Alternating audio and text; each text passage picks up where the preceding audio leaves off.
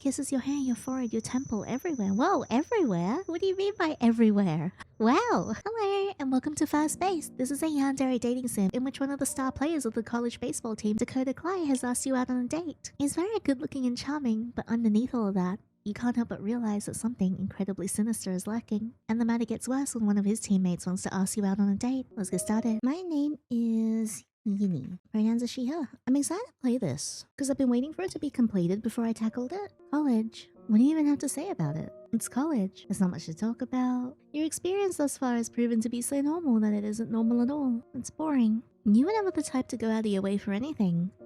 Rarely attending your previous school's pep rallies, dances, or sports festivals, but you do kind of miss the option to do so now that you're here. Once you realize that, you decided that now was a better time than ever to try putting yourself out there. Even if out there is just in the shade near the baseball field. You subconsciously find yourself walking by there every now and then while studying a book and taming the shrew for your psychology class. It's interesting enough of a read that you've enjoyed it, but casual enough that it doesn't take up all your attention. Sometimes you stop reading to watch the baseball players practice. It's a good start for you. The players are smart and fun to talk to when they're benched, and you've been able to make some friends through it even though you don't play yourself. Another thing you're grateful for is that they're all very coordinated. The chances of being hit by a stray ball are little to none. Little to none though, doesn't mean that it won't happen eventually. Hey, watch out! A baseball is coming straight towards your face. Well, this is the part where I die. You squeeze your eyes shut, anticipating a hard knock to your head, but it doesn't happen. Thank God. Hi, handsome. He's so cute. He's so cute. Someone caught it. Wait, is that? You search your brain. You know that face. Upon recognition, you call out his name in confusion. Dakota Cly. That's me. You okay? Blinking your eyes as Dakota swiftly tosses the ball to the pitcher, you answer. Yeah. Thank you. I should have noticed it in time. I was a bit preoccupied with... You stumble over your words for a second. Well, what I mean is... Oh, sidelighting anyways, it's no problem. Plus you're cute. Don't you guys dream to protect a cute girl like you? Your face flushes. Is he flirting with you? Yes, I hope so. Not that you mind at all. You've only heard positive things about the guy. And when you talked to him before a few times, he seemed quite nice. You thought his accent was attractive. To be fair, you found a lot about him attractive. Yeah, you sure are attractive. Is your own bat as big as the one that you wield for baseball? Hehe. Oh, thank you. You're pretty cool too. Oh yeah? You think so? I mean, yeah, of course I do. In that case, first of all, thank you very much. Secondly, would you want to go out sometime? For a date? I'd love to get to know you more. I already know everything about you. So there's 6 endings in this. Try and get them all. Let's reject him first. Sorry, I'm just really busy this week. He doesn't look too happy. Dakota pauses for a painfully long moment, making your gut stir with anxiety. I'm sure you can make my gut stir with something else later though. Would it change anything if I offered to pay for your food? It would. You're a starving college student. Yeah? How about tomorrow for lunch at noon? We can go wherever you want. Dakota seems determined to make this lunch date. It works for you, so... Sounds good to me. Dakota's smile grows wider as you exchange contact information, spreading warmth and positivity.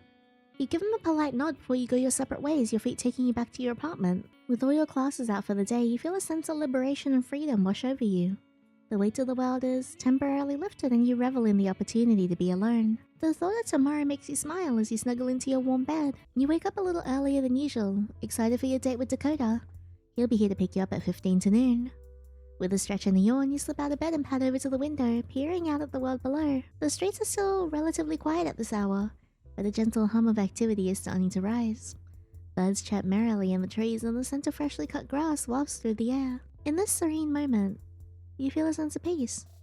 It's quite unusual for you to be up at this hour, but it's pleasant. Maybe you should make a hobby of waking up early. A smile spreads across your face as you turn away from the window and head to the bathroom. You take time getting ready, savoring each step of your morning routine. You shower, brush your teeth, and carefully style your hair, wanting to look your best for Dakota. Styling your hair is honestly quite difficult unexpectedly. Do you want to go for a simple look that won't give you a headache? Perhaps a more volumized, extravagant appearance? Or maybe... Wait. What? Hold on. Do I have a... Oh, you definitely have a crush. Just a small one. A teeny tiny one. Oh no. Is this a date? You did say it was a date. Probably. Sure, it's not a romantic date, but that doesn't mean you can't be excited to get to know Dakota. I'm pretty sure he meant it as a romantic date. I'm pretty sure he wants to get to our first, second, and third bases and absolutely spelunk us and, and make us catch the balls that he pitches, if you catch my drift. Once you're dressed, you make yourself a bowl of cereal. Thank goodness that's what you're craving, because you don't have any other options. Student loans already cost a fortune, so you can't fix the selection. You sit at your apartment desk, a bowl of dry cereal in front of you and a copy of The Taming of the Shrew open in your hands. The morning sunlight filters through the curtains, casting a warm glow over the room. Honestly, it's so obvious that they're all getting manipulated. How can't they tell? You shake your head in disbelief, taking another spoonful of cereal as you think about how strange the plot is. How is this such a controversial book? It should be evident that they're all bad people and need help. I have no idea how people could think that their actions are excusable, much less reasonable. A fact that I'm gonna find out once I get to know Dakota a bit better. How does this garbage get into modern curriculums? Maybe because it was written ages ago? With a resigned shrug, you turn your attention to the book, trying to find anything that would make sense to you. But then... Jesus! That was loud. You take a moment before you open the door to take a breath and brush down your shirt. Alright, you got this. You open the door to see Dakota smiling warmly at you. He looks cool and confident, as if you were already great friends. Even though there's nothing obvious, you can't help but feel like it's different. Like his ponytail is neater or his clothes are more ironed. Maybe that's just his confidence though. Meanwhile, you're having trouble keeping your butterflies in your stomach. It's really unfair how handsome he is even when he isn't dressing up. It makes you feel a bit silly for overthinking your appearance earlier. Hey there, Yinny. You ready to go? You smile, excitedly replying, yes. You blush a bit at your outburst. Dakota, on the other hand, seems amused. Don't look so embarrassed, I'm excited too. You look so calm though. Do I now? He leans in with a slight giggle, flustering you further. Oh, by the way, you look great today. He's certainly not subtle. It kind of makes your heart beat quicken a tiny bit. Thank you. Dakota backs up, reaching an arm out to replace the space where he was. You ready to get going? Yeah. You leave your house, locking the door behind you before you get into Dakota's surprisingly fancy-looking car. Wow, nice car. Thanks. You expect him to elaborate on how he got it, but he just closes the door for you. His family must be pretty wealthy. Or maybe he bought it with money he earned from his sports career. Is he making enough from baseball to afford this? Maybe he bought it in order to look nice for dates. You briefly wonder how many people have oohed and ahed over his car, but you brush that thought aside. You're the one he asked out, after all. He took his jersey off before entering the car. Oh, wow. What size bra do you wear? It's more comfortable like this, no? Yeah, I guess. As Dakota drives down winding roads, the thought of lunchtime possibilities fills the air. He tells you, a warm smile playing across his lips. What would you like to eat? You hesitate, feeling a sense of politeness. And since you're paying, I think it's only fair that you choose the spot, right? Nah, you can pick. I'm not a picky eater. Are you sure? Dakota laughs, confusing you for a moment before he speaks up. You know, I appreciate your thoughtfulness, but I'll be fine. What matters now is you, so you can pick. God, that was kind of cheesy. Yeah, it was. But the way he even says stuff like that, he's smooth. Alright, let me think. A flurry of thoughts races through your mind as you consider the options. You only choose a place that's both delightful and budget-friendly. You're a bit, in brackets, a lot, of a broke college student after all. After a bit of thinking, a nearby cafe pops into your head. It's a charming, unassuming spot known for its tasty and affordable fare. I can see the ideas forming in your eyes. Do you have a place you want to go to? Yes. Let's head over there then. Hold on, I'll put the directions into your phone. You reach for his phone, but before you can grab it, he snatches it with unexpected ferocity, placing it face down on his lap. I prefer it if you just told me where it was. Okay? Dakota looks a bit nervous, much unlike his usual self. However, as quickly as you notice it, his regular demeanor returns, replacing his expression with one of confidence. I know this area like the back of my hand, so we won't need directions. Oh, sure. It's the Brookbread Cafe. Dakota's eyes light up in recognition of the place. Good choice. Let's head there now. As you approach, the inviting aroma of freshly brewed coffee and mouth-watering pastries wafts through the air, furthering whetting your appetites. Dakota puts his jersey back on, giving you a pang of disappointment. He'll look good without it. Not that he doesn't look good all the time. As you enter the quaint cafe, the first thing you notice is the aroma from outside is far stronger here. There's a level of depth to the sensation, as if it was made to be picked apart just to learn what each scent is. The gentle buzz of a light-hearted conversation, and a little bit of laughter adds to the sensation, creating a cozy yet lively atmosphere. You'll never get sick of this place. As you make your way towards the counter, you notice a short line of people already waiting patiently for their caffeine fix and pastries. You join the line with Dakota, awkwardly standing in silence as you read the menu. A few items on the menu catch your eye. You decide on strawberry salad with green tea, relatively healthy, right? Flatbread chicken sandwich with passion fruit tea, it's nice and light, I'll just get the chicken sandwich. It was a very you kind of thing. After a lot less time than you thought it would take, you and Dakota reach the front of the line. Hello, what can I get for you today? Hi, I would like a flatbread chicken sandwich with passion fruit tea, please. The barista nods, inputting into the point of sales. And for you, sir? I'll have the same. You look at him in surprise. There's no way he planned to order the exact same food as you. Maybe he hadn't decided what to get and just went with whatever you chose. Or maybe he just isn't that picky. You escape your thoughts only to realize that Dakota has paid for the food. He did say he would, but your worst side honestly thought it was a ploy. Dakota lightly taps your hand, and you two quickly find a table for two near the window and take your seats. So, you like a flatbread chicken sandwich with passion fruit tea too? Oh, actually, I just wanted to try what you liked. What could be a better recommendation, right? Oh, yeah, I guess that makes sense. Besides, I like all kinds of foods. I haven't eaten anything that I don't like. A mischievous grin crosses your face. What if someone offered you something really strange? Do you think you'd try it? I bet I would. People wouldn't cook it if it wasn't good. You laugh at that. He'll have to try one of your kitchen disasters. So, how'd you get into baseball? He was already smiling, but now a new light comes into his face when you ask about baseball. Well, it's not that exciting. When I was little, my dad wanted me to be in sports, so he had me practice different sports in our yard and try out for little league teams. That's how we discovered that I have a natural talent for baseball. My dad used to say that I had one killer arm. I still do. The neighbors, unfortunately, did not share my dad's enthusiasm. I did feel bad about their window, though. You laugh again, and Dakota blushes at your smile. He's so handsome when he blushes. It lights up his face pleasantly. Yeah, too bad he's a freak. What's your major? Sports medicine. Third year. I feel like I should have seen that coming. He laughs. You can feel yourself blushing even though you can tell he's laughing with you and not at you. I love baseball and I'm fascinated by the human body, so it's a perfect major for me. It's amazing how intricate and resilient the human body is. This semester I'm taking emergency injury management and chemistry too. Well, that sounds intense. Considering all those classes, how do you squeeze in time for this date? You'd collapse into a pile of sweat every moment nobody looks at you. With a life like this, it is challenging, but it's also really rewarding. I'm taking the CPR certification test next week, and actually I've gotten used to some of the training already with one of my teammates. Wait, really? What happened? He dislocated his kneecap. Oh, without thinking you grab your own knee as a twinge of sympathetic pain shoots through you. Dakota looks worried for a moment before waving his hand. Don't worry about him, he'll be fine. He can't do sports for the next 6 months and he has to wear a knee brace, but he'll recover. It's a good thing you were there to help him, or Dakota caused it. True, but with the way he was yelling, help would have come before long. You didn't need to add that part, thankfully. You hear the barista call out your order. You push back your chair to get up, but Dakota stops you. You can stay here. I'll go get our food. Oh, no, it's only fair if I help. He smirks at you as he stands up anyway. He puts a hand lightly on your shoulder to keep you seated. Nope, you need to stay here to save our table. I'll be right back. You watch him walk towards the counter. You definitely do not think about how good he looks from the back. You especially do not think about his thick black hair or his lean muscular shoulders. Instead, you turn around to look out the window, thinking about how much fun this date has been already. You wouldn't mind getting to know Dakota more, maybe just as a friend, or maybe as something more. Anything could happen. He returns with your food on one tray. Tantalizing steam rises from the food and drinks. You can't wait to dig in. Dakota takes a bite. Delicious. Just like I knew it would be. Glad you like it. How could I not like something you like? What was that? Oh, nothing. The two of you take a moment to eat, enjoying your lunch. Then Dakota starts the conversation back up again. So what about you? What's your major? Psychology. Fascinating. Have you been analyzing me this whole time? I might have been. Oh, to share, Dr. Yinny. Alright, but as a disclaimer, I'm not a doctor yet. So take everything I say with a grain of salt. Gotcha. Well, I noticed that you're very confident and assertive. You're also very easygoing and funny. So you think I'm charming? Do go on. However, I noticed that you often cross one arm over your stomach, which is a sign that you actually feel nervous or defensive but are trying to hide it. So I wonder if you might be more worried about our date than you've let on. Dakota's expression falters for a moment.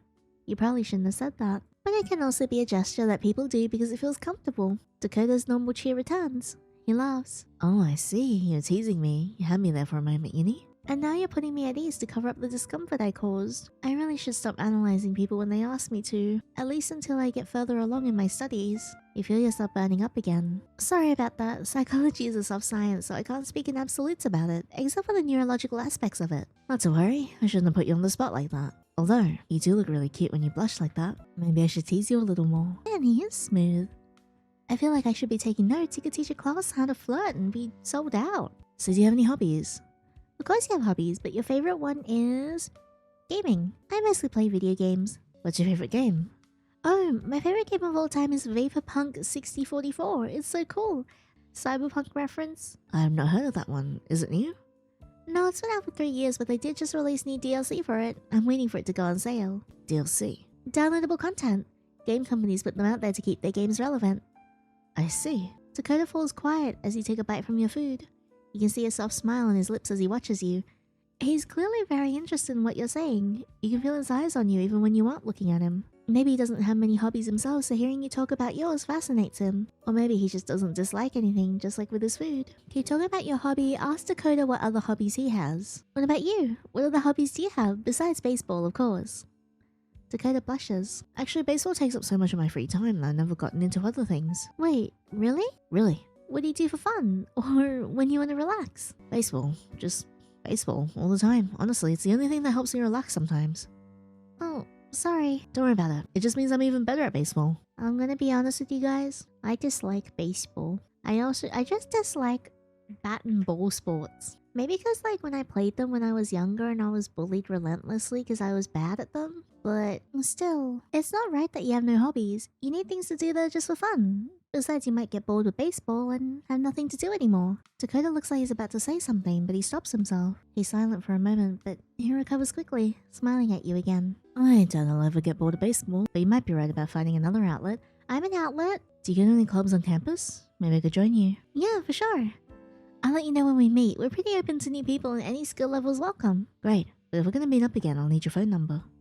Sure thing. You both exchange your phone numbers before sending each other a confirmation text. After the date winds down, you get back in Dakota's car, and he takes you back to your apartment. And Dakota pulls up to the curb in his sleek black car.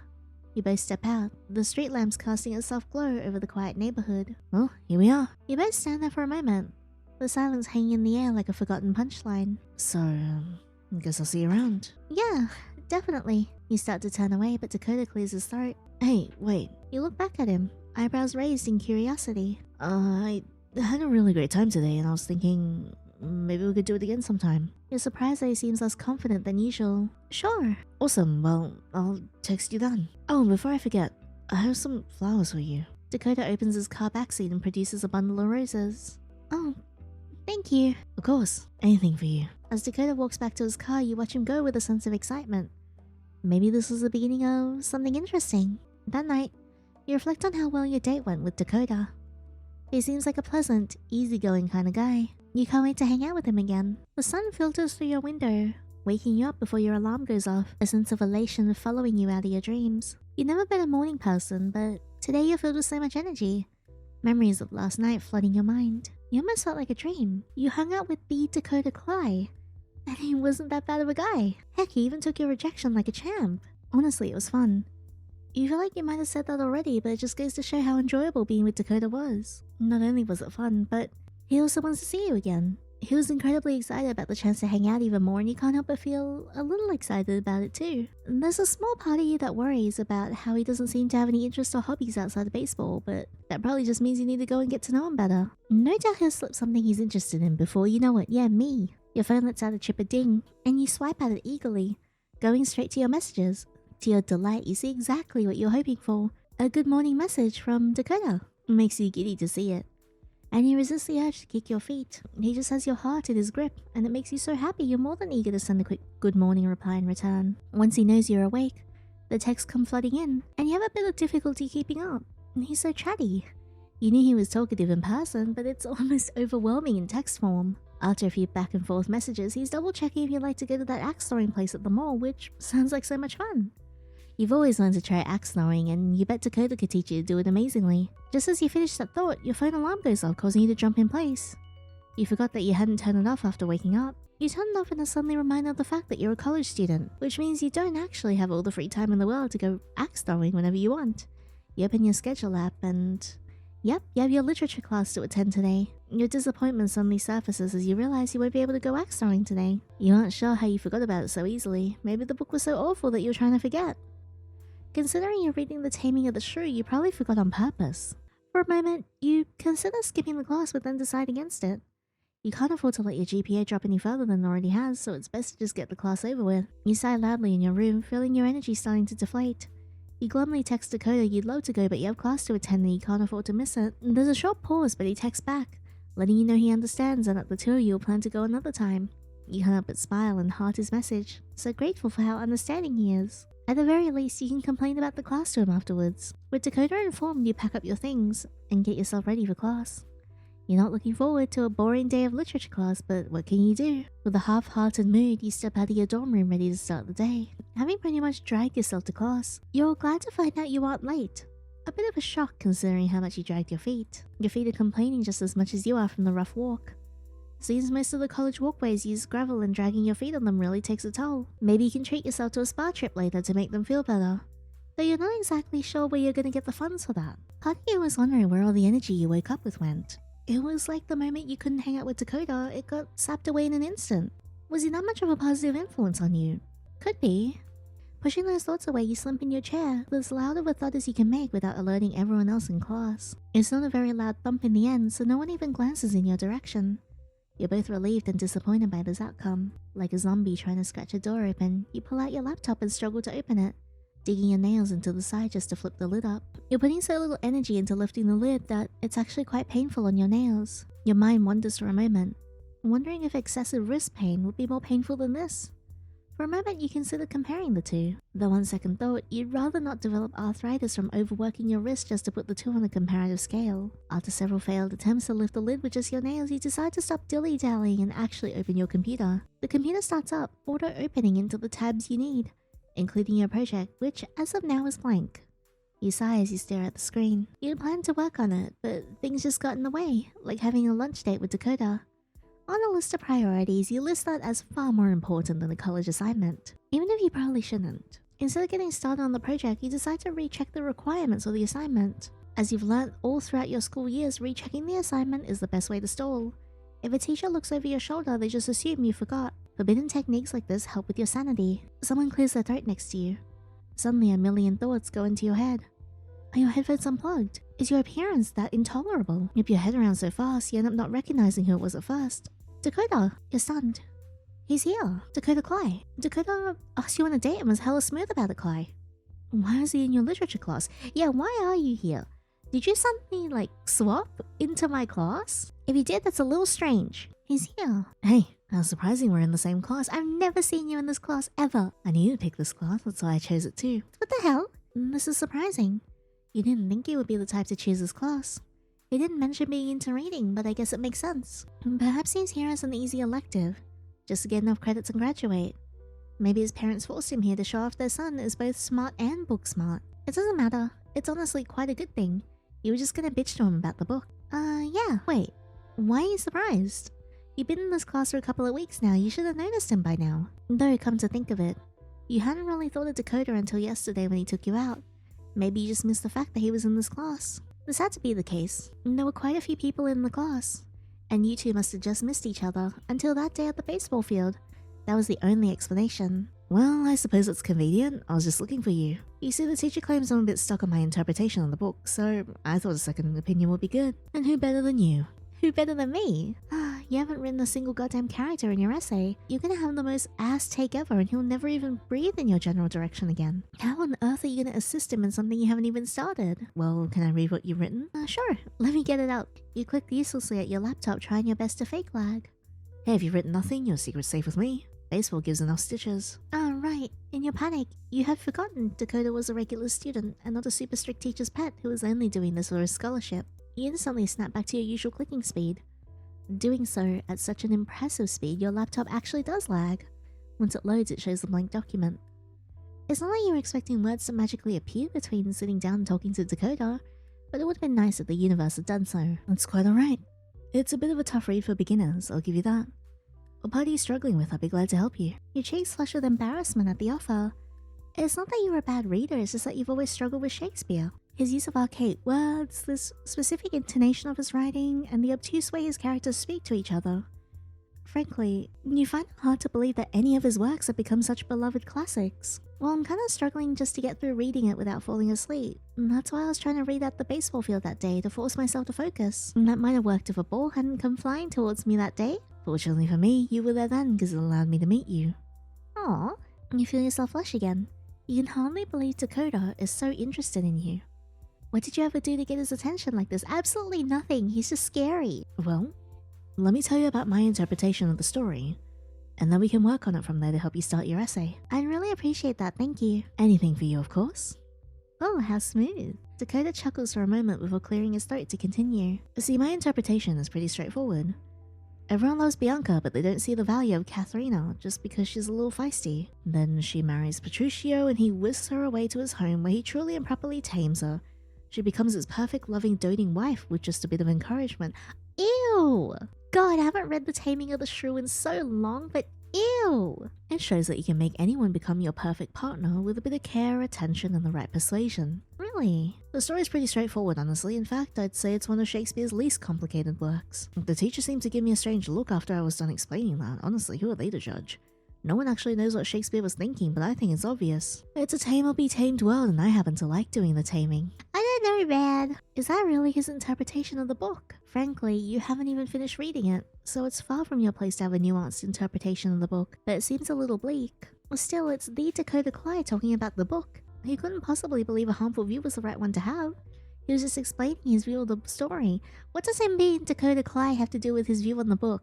It probably wasn't as bad as he made it sound, even if it was. He was just explaining what he read. He doesn't actually believe taming people into being the perfect spouse is a good idea. That's an interesting interpretation of the book. I can understand why the teacher might feel weird about it, but it's just your perspective. It's not that crazy.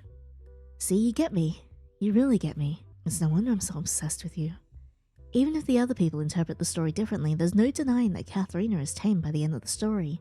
Yeah, she is, and it's gross. She becomes a dutiful, obedient wife and expresses that to everyone in the audience. Whether it's an act or intentional, the end result is the same. You definitely seem enamored with the story. Did you like it? Like it. I loved it. It's a comedy and it lives up to that name. It's not very funny to me. The subterfuge of everyone being disguised and fooling each other, the slapstick comedy on display, and the actual taming itself, it's a riot from beginning to end. Whether or not it teaches a moral lesson is up to each person who reads the story. Personally, I think it's a fun idea to have all these interwoven ideas and plots. And whether or not the taming actually works is up to how well the tactics are done by Petruchio. People can break and be broken, that much is true. It's all about how you wield your hands. You really need to finish reading the book now. If Dakota's interpretation is anything to go by, then the book is funnier than you were giving it credit for. And maybe that dark comedy even offers a more nuanced understanding to the concept of taming Katharina. Now the question was, of what little you knew of the book, did you agree with Dakota's interpretation? Offer a different interpretation. I don't think that's a bad interpretation, but maybe not the one I would go with. Oh? You said you haven't finished the book, but you still have a different interpretation. Well, yeah, I haven't finished the story, but I know the summary and can make some assumptions based on what you said, too. Actually, my idea stems entirely from how the play opens. How it opens? Do you mean the nobles joking around with the drunken bum? Yeah, exactly. I think the whole story is to convince the drunken bum that this completely ludicrous story is real. Interesting. We know it's a comedy, which means it's meant to be played up for laughs. It starts with making a bum think he's a noble, the story involves tricking women into marriage, and then everything that happens is over the top and ludicrous, right? So why couldn't it be that the nobles are entertaining themselves by telling a dark joke to some random stranger? It's an awfully long joke considering it's a whole last play. Still, that's an extremely creative interpretation of the story. I gotta hand it to you, I never would have thought of that. Thanks. Honestly, I doubt I would have thought that up on my own. Having you here to chat about it really gets the juices flowing in more ways than one. Haha. Do they? Your cheeks flush at the realization of what you said. You give your head a little shake and try to laugh it off. You know what I meant. I bet I could finally start writing this assignment and reading the book seriously now, and it's all thanks to you. I'm happy to be of help. You are. You're a huge help. I doubt I'd be able to finish this assignment without you. Dakota looks like he's about to say something more when the teacher finally clears his throat to get the class's attention. It seems like it's time to actually listen to his lecture properly instead of talking amongst ourselves. Dakota seems a little annoyed. But the both of you turn to the teacher and pay attention to what he's saying. You open the tab on your laptop to the notes section. You hastily type down notes to the best of your ability, though it's always been a little hard for you to follow along to the lectures and take notes at the same time. Meanwhile, Dakota just looks bored.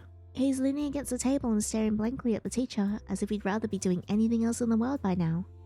You can't really blame him. You'd rather be doing anything else as well. It's crazy how much energy you had conversing with him a moment ago, and now it feels like the teacher is sucking it all away again.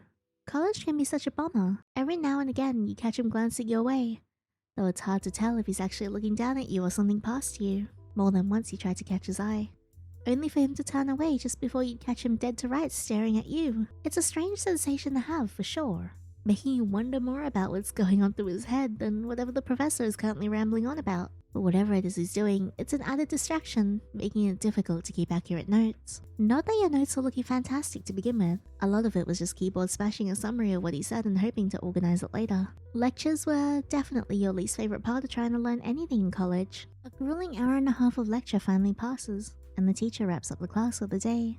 He reminds everyone that the assignment is due very, very soon, and you've grown alongside the others since you still have so much work left to do on it. Though if it wasn't for Dakota, you'd be even further behind than you already are. As much as I'm enjoying reading the book, the lectures are always a bit of a drag. You say that again. Like, can't you get with the times? Summarize it in 10 minutes or less already. Not all of us are taking this class as the core of our major. You're so right. I only took this class for you. I only took this class because it'd be an easy elective. I always forget that they like to ramble on about nothing regardless of that fact. You know, maybe you should really do some stuff that you enjoy rather than just, doing things that I enjoy. I know, right? It's like, come on guys, we're not here for your class specifically, we're here to follow our major. You get me?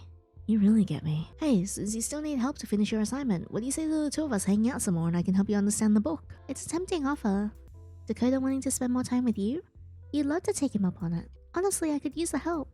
But I've got some homework I need to finish tonight first. I don't suppose we could hang out another day? You won't be able to put off the assignment for too much longer, seeing as it's due soon. I know, and you're right.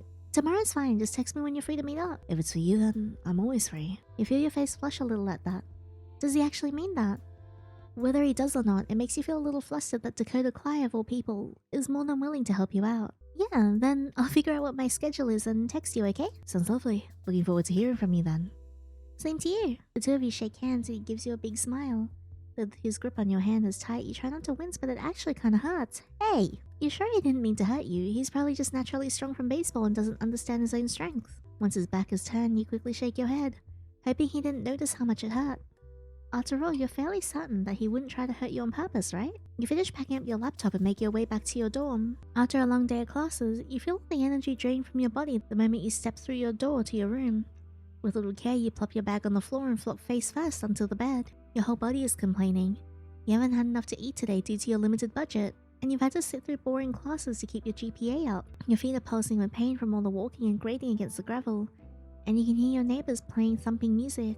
The only highlight of your day has been getting to spend time with Dakota, even if just for a short period of time. You feel fortunate that he's been willing to put up with you so far, despite everything going on, and wonder if or when he's gonna get sick of you. It's hard enough for you to put up with yourself some days, let alone forcing others to deal with you. You don't know what Dakota sees in you, but you're glad he sees it too, because your mood would be far worse without his encouragement. As if on cue, your phone dings, and you lazily pull it out of your pocket, barely even having the energy to turn your head from the comfort of being buried in the pillow to look at the screen. It's Dakota texting you. Opening it, you see a cute animated GIF that he sent to cheer you up. It's actually pretty funny, and you can't help but get a chuckle out of it. You quickly send the light-hearted reply back in return, and you feel some of your energy returning. He just seems to always know what you need, doesn't he? Just from that little exchange, you feel like you can get your homework done.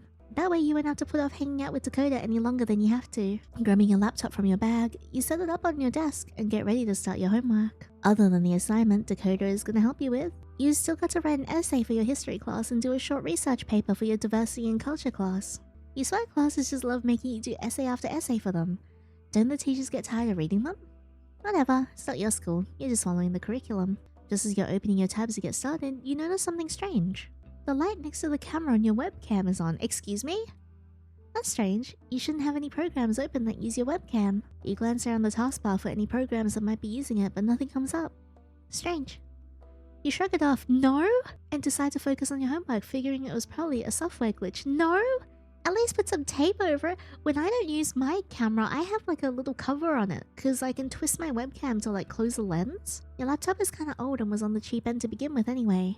Though as you get to work, you can't help getting this strange sensation that you're being watched. If that's the case, put a sticker over the lens. Bad internet security. You let out a heavy sigh as you finish the last of your homework. Closing your laptop, you flop onto the bed, feeling the weight of the day start to lift. The dim light filtering through your window keeps you aware that the world hasn't stopped spinning just because you're trying to escape it. Your body aches, your mind's on autopilot, and the only thing left to do is sleep. Maybe tomorrow will be a better day. You wake up to the soft chime of your phone buzzing on the nightstand. The sunlight's already peeking through the curtains and your brain's still a bit foggy, struggling to shake off the remnants of sleep. You pull yourself up and reach for your phone, squinting at the bright screen. Your heart skips a beat when you see who the message is from. Hey, you awake yet? Wanna come watch me practice baseball today? It's gonna be fun. You blink a few times, rubbing the sleep out of your eyes. You'd half forgotten about the energy from yesterday, but now it's creeping back in. Dakota Cly, the guy who made your stomach do flips in ways you never thought possible, wants you to watch him practice. How's that even a thing? You try to calm the immediate wave of excitement that crashes over you and type back a quick response. Good morning. Sounds fun. What time? I'm free at 4. Thought you might want to see me in action. Don't worry, I won't show off too much. Of course his confidence oozes through even in a text. You can practically hear the smile in his message. You feel a little giddy, but at the same time, a small part of you wonders what it would be like to watch him in action. Baseball is one thing, but Dakota is another level of distraction. You consider it for a moment before deciding to go. At least he'll be there to shield you from oncoming baseballs. Hopefully. You press send and let out a quiet sigh, holding your phone in your hands like it's some sort of lifeline. Before you dwell too much on how ridiculously excited you are, you realize you still have time to kill before 4 PM. The morning stretches before you like an empty canvas. You try to focus on something productive, but your thoughts keep drifting back to Dakota. The whole day yesterday felt like it had slipped through your fingers. What was he thinking when he asked you out? Did he enjoy the date as much as you did? You shake your head trying to focus on anything other than the buzzing in your brain. You should get some work done. Maybe if you stay busy, the time will pass more quickly and you'll be able to get through this weird little mental loop you found yourself stuck in. You grab your textbook and flip to the next chapter, determined to make some progress before the day slips away. But no matter how hard you try, the thought of Dakota keeps circling back. Like a fly buzzing around your ear. What does he see in you? Eventually you get distracted by your phone again. A few quick swipes and you're back on the messages app. Should I expect anything special? The moment you hit send, you instantly regret it. Great, now you sound like an idiot. But then your phone buzzes with a reply. You open it to see a new message from Dakota. Oh, don't worry, I won't make you sit through all the drills. We'll be doing some batting and maybe a little fielding. Just come hang out. You can watch me show off for a little bit. You bite your lip, smiling at his message. Show off doesn't even begin to cover it. Dakota's confidence is basically a sport of its own, but you're not about to complain. You might enjoy seeing him throw a little bit of that charm into his baseball game. You start to feel a little silly for overthinking this. It's just practice. You watch, hang out, have a good time, simple as that. By the time you arrive in the field, the sun's high in the sky, and the air smells like freshly mowed grass. The sound of baseballs hitting bats and the sharp crack of balls meeting gloves fill the air. Speaking of balls, something Dakota's balls hopefully later. The field is alive with motion and you can't help but feel a little out of place in the midst of all the activity. You spot Dakota almost immediately. He's wearing his baseball gear, casually tossing a ball to a teammate while laughing at something one of the other players said. As usual, he looks so at ease with everything, completely in his element. You feel your heart skip a beat just watching him. How does he make everything look so effortless? As usual, he catches sight of you and his face lights up with his trademark grin. The second he waves, you can feel the warmth of his attention reaching all the way across the field. Hey, over here. You wave back, your nerves suddenly flaring up. There's a whole group of people here, but Dakota only has eyes for you. You make your way over to the fence where he's standing, and as you approach, he gives you a quick, easygoing once-over. So, you ready to see me work my magic? Is it magic or just skill? A little bit of both. He steps back, motioning to the rest of the team, who are getting ready for some drills. You stand there, your excitement building as you watch Dakota prepare himself. He's clearly in his element, and honestly, it's kind of mesmerizing. Dakota takes a few practice swings, each one smooth and controlled. Then with a grin, he turns to you. Think you can keep up? You laugh, leaning against the fence. He really knows how to make everything look like a show. You watch closely as Dakota moves around the field, his every motion purposeful and precise. Each hit of the ball sends a sharp crack echoing through the air, and you can't help but flinch a little every time it lands. His focus is intense, bordering on laser-like. The kind of effort he's putting in feels more like an obsession than a passion. Every swing calculated, every stance exact, it's all too precise. You slowly unease creeping up your throat, trying to shake off the feeling. It's probably just his way of taking things seriously, right? He's focused, that's all. Maybe that's just how he is. There's no reason to make it more than it is. Still, you can't help but notice how everyone else seems to fade into the background when he's in motion. Like the whole field is his and everyone else is just playing catch-up. The other players laugh and joke, but Dakota, he doesn't even smile between his swings. His eyes are locked on the next task at hand and his body moves with such precision that it's hard to look away. For a brief moment, you catch his eyes across the field. His gaze sharpens as it meets yours and there's a flicker of something behind it. You shake your head, dismissing it as you watch him prepare for another pitch before turning his gaze to you, his eyes softening when they meet yours. I'm gonna be honest, I would have had such a bad gut feeling. I would have fucked off into the abyss. You enjoying the show so far? You manage to smile back, though now it feels a little forced. The excitement from earlier hasn't quite returned, replaced by an odd discomfort you can't shake. Yeah, it's awesome. Dakota's just focused. He's just giving his all. It's normal to be intense, right? Still, you can't help but notice how how everything else around him seems almost secondary. Like the game isn't the point anymore, it's just about doing it perfectly. After what feels like an eternity of watching Dakota's impeccable swings and razor-sharp precision on the field, he finally sets his bat down and jogs over to you. His face flushed with effort, but his expression remains locked in that confident look. His breathing is heavy but steady, and he slows down as he nears you, wiping the sweat from his brow with the back of his hand before offering you a brief, almost amused smile. So, how's the show going? You laugh, his energy is contagious. Well, just watching you is definitely giving me a workout. Are you sure you're not trying to impress me? Maybe just a little. He blushes a bit. Dakota wipes his face again with his sleeve and you see the faintest flicker of exhaustion in his eyes before he quickly masks it with another grin. I'm gonna take 5 or 10 since you're here. Care to join me? You follow him without hesitation. He sits down on the bench with a sigh, stretching his legs out in front of him and looking over at the field. You settle beside him, feeling the cool breeze on your skin as the game continues in the background. The moment feels strangely intimate, even though you're still on the outskirts of everything. Dakota's confidence is magnetic, and he's so effortlessly everything. He's good at everything, makes it all look so easy. It's hard to imagine him as anything other than the guy who wins at life. But the longer you watch him, the more you start to wonder, what drives him? What's the end goal here? The question forms in your mind before you even realize it, and before you can stop yourself, you ask. So what's your plan, Dakota? I mean, you got this whole baseball thing going, but what's the end game? Are you planning to go pro? For a brief second, you feel like you crossed some invisible line. Like you've asked a question that's too personal or real for someone like him to answer. But Dakota doesn't seem thrown off. He leans back on the bench, his arms crossed over his chest, giving you a look like he's considering whether or not he wants to share. The light from the setting sun catches his face, casting a sharp shadow that only seems to make him look even more unreadable. Actually, I've been scouted for a tryout with a major league team.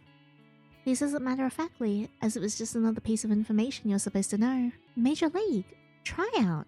It takes a good moment for it to fully register. You knew he was good, but you didn't know that good. Major league? Tryout? It takes a moment for it to fully register. You knew he was good, but you didn't know that good. Hi, Mookie. Dakota looks over at you, his expression unreadable as if waiting for your reaction. It's currently 7 PM and that's usually the time he comes for cuddle. That's incredible. I mean, he works so hard for it, right? He nods, but there's something in the way he does that it feels almost empty. It's not the pride you'd expect, not the excitement that comes with big news. It's like he's already so far into this that he doesn't even think about it as big of a deal anymore. Like it's just the next step in a plan that's been unfolding for a long time. Yeah, well, it's not like it's all sunshine and rainbows, it's a lot of pressure. I have to get in. His tone darkens just slightly as he looks away from you, focusing on the field again. Oh, the cutthroat world of professional sports suddenly feels more real. It's not just about playing anymore. It's about surviving.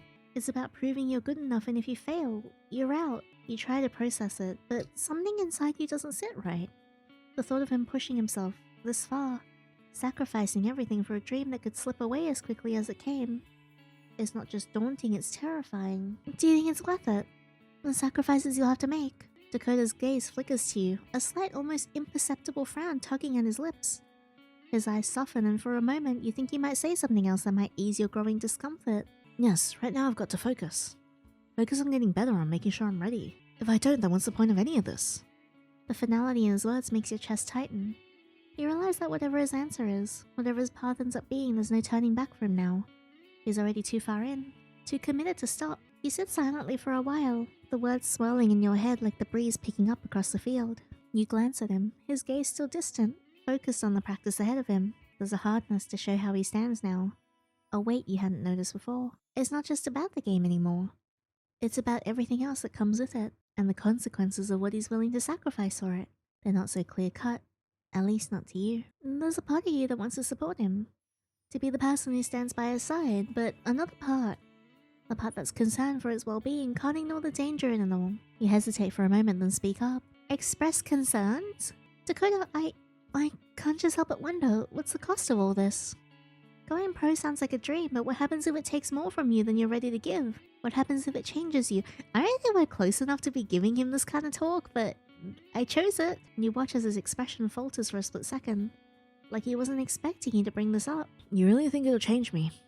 You nod slowly, feeling the gravity of your words. You're not quite sure what it is you're afraid of, whether it's the pressure, the loneliness, or the idea of him losing himself in the pursuit of perfection. But something inside you knows it's not all sunshine and rainbows. Not like he makes it seem. I don't know. Maybe I'm just scared for you. I mean, how far are you willing to push yourself? What happens if it breaks you or if you lose something you can't get back? Dakota looks down for a moment, his brow furrowing as he thinks it over. The first time you've seen him look so vulnerable, so unsure. I've been asking myself that too, honestly, but this is all I've ever wanted. Surprisingly, Dakota doesn't seem offended by your concerns. He doesn't shut you down or dismiss your fears like you thought he might. Instead, he seems grateful, even relieved that you care enough to bring it up. Thanks for saying that, I guess it's easy to get lost in everything. You nod, feeling the tension ease just a little. Even though you're still worried, there's a small part of you that's glad he didn't shut down the conversation. It makes you feel like there's room for something deeper between the two of you. Dakota turns to you, a small sincere smile on his lips.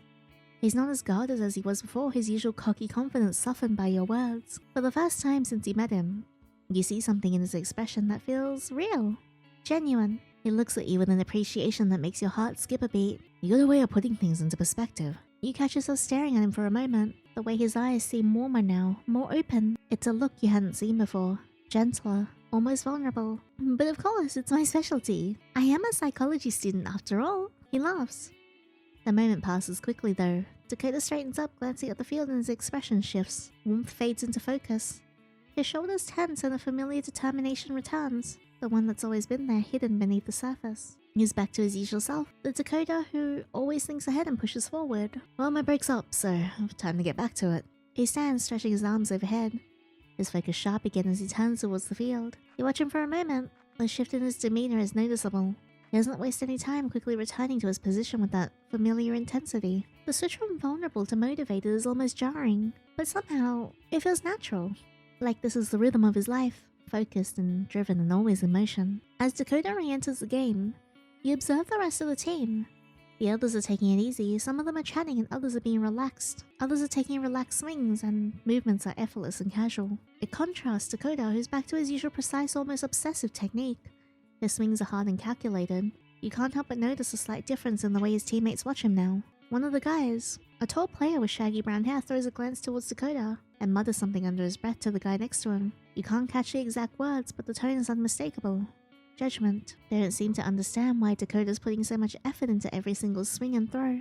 They're relaxed, enjoying the game while Dakota pushes himself hard. It's almost as if they're waiting for him to crack under pressure, expecting him to burn out. The other player nodded slightly, his eyes flickering towards Dakota with a slight smirk. He seems to be the polar opposite. One of those players who's just naturally talented. He barely has to break a sweat to get the ball where it needs to go. You can see it in how he moves, the effortless grace in which he swings. It's easy to tell that he doesn't share Dakota's intensity. He doesn't have to work hard for it. And his teammates seem more impressed by his raw talent than Dakota's tireless effort. You can't help but feel a little for Dakota. It makes you wonder though, why does he push himself like this? What's driving him to work harder than anyone else? You glance over at him, his face a picture of concentration as he adjusts his stance, preparing for his next pitch. The way he's moving now, you can tell he's not just trying to impress anyone. It's deeper than that. Honestly, you admire Dakota for persevering in the face of such judgment. You aren't sure if you could do the same. Is this the part where he starts being creepy now? As the sun begins to dip below the horizon, the field slowly empties. The sound of baseballs hitting bats fades as the team starts to pack up. The usual chatter and laughter filling the air. You notice Dakota hasn't moved from his spot. He's leaning against the fence, eyes scanning the field one last time, deep in thought. The others are busy gathering their gear, but Dakota seems different. A stillness about him stands out, a focus that hasn't faded with the end of practice. Before you know it, you find yourself walking towards him. The unease from earlier now replaced by a curiosity you can't shake. As you approach, Dakota notices you, pushing himself off the fence with a small smile. Hey, you didn't have to stick around for this, the practice is over, you know? You shrug, a little nervous under his gaze, but you're not about to back down now. The way he's looking at you makes you feel like you're part of something bigger. I didn't mind. I thought you might need a little support. Plus, it was interesting watching you, you know? You're good at what you do. Dakota chuckles, a low appreciative sound that makes your stomach flip. He steps a little closer, his eyes softening, and for the first time today, you notice a genuine warmth in his expression. Well, I really appreciate you showing up. It meant a lot, honestly. He pauses, taking a breath as he looks you in the eye. It made me feel like I was actually being seen. You blink, taken aback by the sincerity in his voice. For a moment, you don't know what to say, but before you can come up with something, Dakota continues. I think you're a pretty sweet person too. The words catch you off guard and you feel your face warm up. A nervous laugh escapes you as you try to brush it off, but the flustered feeling is impossible to hide. Of course he would say something like that. Oh, you're such a flirt, you know that? Dakota raises an eyebrow, laugh escaping him as he leans against the fence, his eyes sparkling with amusement. Me, a flirt? Nah, I'm just being honest. Can't help it if I've got away with words. You hung up a grin, feeling a surge of confidence bubbling up beside you. Maybe it's the way he's looking at you, or maybe it's the mood in the air, but you feel a little more daring than usual. Oh, I don't know. I think you got a lot of charm, Dakota. You give him a playful look, your voice dropping to a teasing tone. It's hard to resist you when you got all those smooth lines ready. Dakota freezes. For a split second, his eyes widening slightly as you deliver your playful comeback. He wasn't expecting you to actually flirt back, and it throws him off balance for a moment. The cool, confident aura he always wears falters, and you catch the hint of a blush creeping up his neck. Wow, the great Dakota Cly is caught off guard. You can't help but feel a little proud of yourself for throwing him off balance. You never thought you'd be the one to make him feel flustered. Okay, I wasn't ready for that. You're full of surprises, huh? Oh, shit, you're perfect. You're so perfect for me. Whoa. It's almost as if the roles are switched, and now it's Dakota who seems a little more uncertain, trying to keep his cool but not quite managing it. It's a strange feeling you're not used to. But in a way, it's kinda nice. You see the cracks in his confident facade, which makes him feel more human. I guess I can be full of surprises too. Dakota shakes his head with a soft laugh, but there's something different in the way he looks at you now.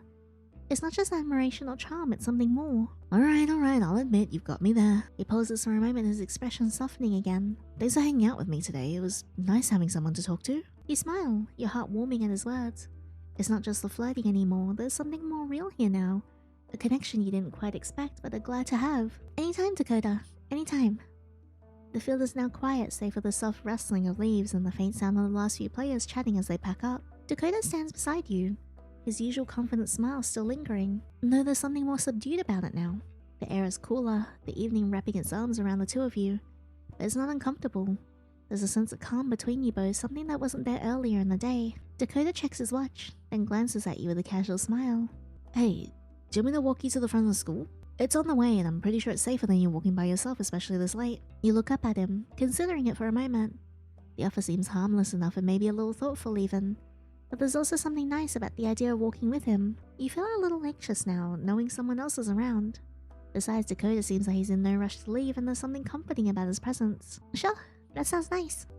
Without another word, you both start walking together towards the school entrance. The familiar path feels different tonight. The quiet stretches on, the sound of your footsteps in sync as you head towards the front gates. Dakota is a few steps ahead, his pace relaxed but ready while you fall into step beside him. As you both walk in comfortable silence for a while, the air cooling as the sun dips lower. It's not a long walk, but there's something about it that feels meaningful. Maybe it's just the fact that you're with him, but even the sounds of the street seem quieter tonight. The hum of the city, the distant sounds of traffic, everything blends into the background as you two walk side by side. He slows his pace, eyes flickering downward to your hand, and extends his arm. Hand open with a silent offer. The gesture is simple but feels like an invitation, something deeper than just a casual walk. You hesitate for a moment, unsure if it's too much, but the warmth in his eyes gives you quiet reassurance, and without saying anything, you place your hand in his. The touch is warmer than what you would expect from someone like Dakota. It feels natural and brings a subtle comfort. His grip is firm but gentle, and for a brief moment, you're aware of just how close the two of you are. The small contact filling the space between you in a way that makes the air feel heavier. You both continue walking, neither of you rushing. As if time has slowed down just for this moment, you don't speak for the rest of the walk.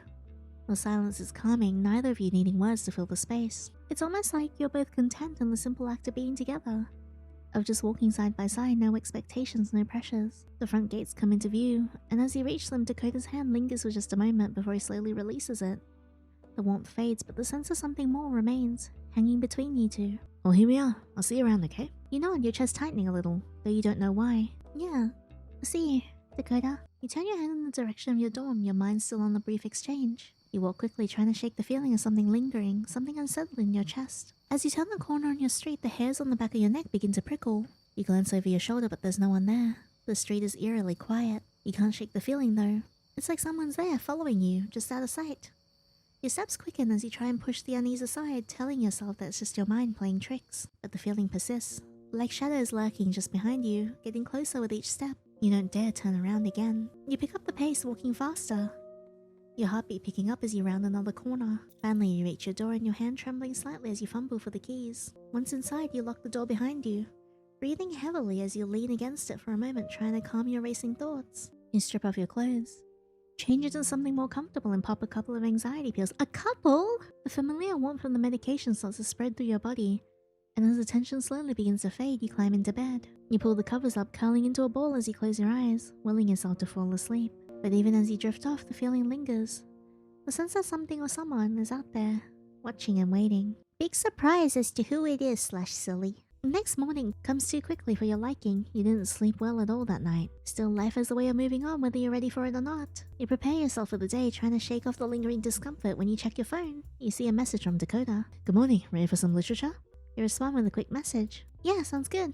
I'll be ready in a bit. After grabbing a quick breakfast, you tidy up a bit and try to focus. You can't help but replay yesterday's moments in your mind. The walk to the gates, the easy conversation and the strange connection you felt. Honestly, you wish you knew that side of Dakota first and foremost. You felt it deep down when you first met him, that there was more that meets the eye. But you have no time to mentally loiter around and there's an apartment to clean. You tidy your apartment, going as far as to pair your socks and underwear together in your drawer, which was kind of pointless. Why would he look through your wardrobe? I mean, he seems like the type to. The doorbell rings, pulling you out of your thoughts. You open it to find Dakota standing there. His usual confident smile is in place, but there's something softer about it today. Maybe because he's not in full game on mode. It's refreshing. Hey, ready to get to work? I guess so. You sure you got some time? Yeah, I'm all yours for the next few hours. Let's do this. Maybe we can do something more fun than studying. You know, maybe I can show you how to play baseball in another way. You both settle down at your desk, the open textbook between you. Dakota leans forward, flipping through the pages like he's done 1,000 times before. You're kind of jealous of how practiced he seems. Literature has always been one of your more difficult subjects. Even though you're not the biggest fan of Shakespeare, you know you need to push through if you want to keep up with Dakota. And Dakota suddenly stops at a page, pointing to a specific chunk of text. Alright, read the section of text. What's your take on it so far? You peer down at the book, reading what he's gesturing towards. Say she rail while tell her plain. She sings as sweetly as a nightingale. Say that she frown, I'll say that she looks as clear as morning roses newly washed with dew. Say she be mute and will not speak a word, then I'll commend her volubility, and say she uttereth piercing eloquence. I mean, I know you haven't been a huge fan of the book, but do you think you're starting to understand? It's complicated. How so? I mean, the whole taming idea is a bit messed up. I get that it's supposed to be a comedy, but some of the themes are just, Dakota nods thoughtfully, but there's a slight air of detachment in his demeanor. Yeah, I get what you mean, but you know, it's not really about the taming part. Well, sure, it's pretty extreme, but it's also a product of its time, right? But the way Patricio acts towards Katerina isn't just extreme, it's cruel. You feel your chest tighten a little as you voice your discomfort. There's something about the way Dakota seems to take it all in stride that rubs you the wrong way. If you were none the wiser, you'd assume Dakota was simply ignorant to the present issues, but no. It seems that he's embracing them as the good of the story. I understand your point, but I don't know. I think it's more about the relationship dynamics. It's like they're both playing a part in it, you know? Katerina isn't exactly a victim, and Patricio isn't some cruel villain. It's not just one-sided. You blink, a little surprised by his interpretation. You're not sure if you agree with him, but he doesn't seem to be seeing it the way you do. He's more focused on the theatrical aspects of it, the performances. But isn't that part of the problem? The idea that a relationship like that, one built on manipulation and control, could be somehow seen as entertainment. So you think it's more about their roles? Doesn't that still leave the problem with Katerina being forced to change who she is? It's more about the fact that Katerina doesn't fit the mold society expects. She's not the ideal woman, and Patricio is just trying to help her fit in. I think there's a lot of room for interpretation in that, honestly. Ew, Dakota! You want to argue with him, to challenge his take on it, but his tone is so confident. He's not dismissing the play's issue, but he's reframing them. Sorry, I'm disagreeing. The more Dakota speaks, the more you feel your frustration building. It's not that you want to argue, but it feels like you just can't let this go. You take a deep breath, your chest tightening slightly as you prepare to speak. I don't know, Dakota, I think we're looking at it differently. I just don't see how taming Katerina is a positive thing. She's forced to change who she is to fit someone else's expectations. Not to mention Patricio didn't even love her. It's not about agency, it's about control. Dakota blinks, a flicker of surprise passing across his face. His smile falters slightly as though he's quick to recover, leaning back against the couch with his arms crossed as if deep in thought. After a beat with a soft exhale. Well, I guess we're not going to agree on this one. I'm not going to pretend that I agree with you just to make things smoother. This matters to me, you know? There's a long pause. Yeah, I get it. Dakota seems to realize that the study session has come to an end, his eyes glancing at the clock on the wall. I think I should get going. Yeah, maybe it's best. He gathers his things quickly. He's not angry, not outright upset, but there's a sense of something unspoken hanging in the air, something that neither of you are willing to address directly. As he heads to the door, he pauses, glancing back at you. This doesn't mean I don't still like you, I just have things to attend to. I'll see you around, okay? Yeah. Take care. He leaves without another word, the door closing softly behind him. You stand there for a moment, the silence of the room pressing down on you. The unease from earlier creeps back, but this time it's heavier. I'll be honest, if I was into a guy and he expressed excitement about taming someone, like in Taming of the Shrew, and really enjoyed it, I'd be very wary. With a soft sigh, you walk over to your desk and sit down, trying to focus on something else. You got an online assignment that needs finishing, and at this point, you just want to distract yourself from pretty much everything. You open your laptop and log into the class portal, pulling up the assignment and start to read the instructions. Just as you begin typing your first sentence, a new notification flashes on your screen. An incoming email. You glance at the subject line and the name catches your attention. It's from someone named Dylan Matthews. Who the hell is that? You're not expecting anything urgent, but you open the email anyway, curious. What catches your eye next is a profile picture attached to the name, and the face staring back at you seems oddly familiar. It's a student, probably from one of your classes, but there's something more to it. Then it hits you. The profile picture matches someone you've seen hang around Dakota's baseball team. You recognize him from some of the practice matches you've watched Dakota at. You read the message a little confused at first, but then you realize what's happening. It's a bit of a flirtation, albeit a gentle one. It read, "Hey, I hope this message doesn't catch you off guard. I've seen you on campus a few times and I just want to say I think you're cute. Not trying to make things weird, but I've been meaning to tell you for a while now. I know this might be random, but I just thought you should know. I don't want to make you uncomfortable, but I'd love to talk sometime. Maybe grab a coffee or something. Anyway, just want to put that out there. No pressure." That's a nice message. Take care. Dylan. You blink a few times, rereading the email in disbelief. You didn't even know Dylan knew who you were. You didn't really know who he was either. You've seen him around, sure, but you hadn't exactly thought about it in the context of something like this. It's sweet, but you close the email, deciding that it's best to leave it be. You turn your attention back to your laptop screen, but the words in your assignment blur together. You start typing again, forcing yourself to get back to the rhythm of your work. You need to finish this assignment, then you can let your mind settle. The clock ticks on and you finally close your laptop, letting out a soft breath. Your body aches from sitting too long, but there's a relief in having the assignment behind you. After a few minutes of staring at the ceiling, you walk over to your bed, falling onto the mattress with a soft thump. You lie back, closing your eyes. The silence of the room surrounding you like a thick blanket. Eventually, your body gives in and sleep finally takes over. Days pass. Literal days. Silence from Dakota. You've heard absolutely nothing from him. At first, you tell yourself it's no big deal. Maybe he's just busy. Maybe he's got something going on. Yet as the days drag on without a single text or call, the worry starts to creep in. You can't help but wonder if he does something wrong. It's the first time in a while you felt like this, like you're being shut out by someone you care about. You didn't do anything wrong. The quiet emptiness of your phone's lock screen feels louder each time you check it, hoping there will be a message. Nothing comes. The silence between you and him becomes unbearable, gnawing at the edges of your thoughts. You try not to think about it, but every time you tell yourself that, a little voice in your head whispers, maybe you upset him. You think back to your conversation about the taming of the shrew. Maybe you came off too strong. Or perhaps you said something he didn't like. You can't remember anything that would have set him off to the point of ghosting you, but the nagging feeling of doubt won't go away. And this is middle school all over again. Are you kidding me, getting worked up over a guy? You think about the day he helped you with your literature assignment, about the way he looked at you, the thought gnaws at you even more.